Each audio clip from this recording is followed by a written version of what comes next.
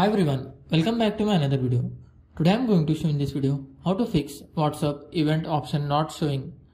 So before going to start the video, if you are not subscribed to my channel, please subscribe. So let's start the video. Guys, on your WhatsApp event option is not showing, then I will show you how to fix this issue.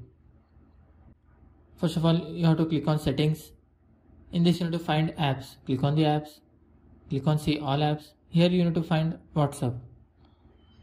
Click on the WhatsApp. Once tap on force stop, tap on OK. Here you can see storage and cache. Click on that. Once tap on clear cache. Then go back. Here you need to search for WhatsApp.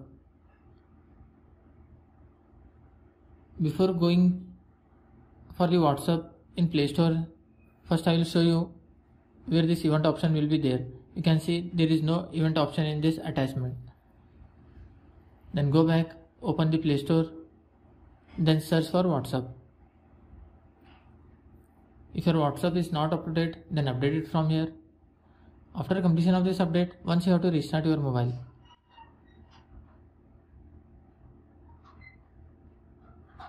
After completion of this restart, hope the event option will be visible in your WhatsApp.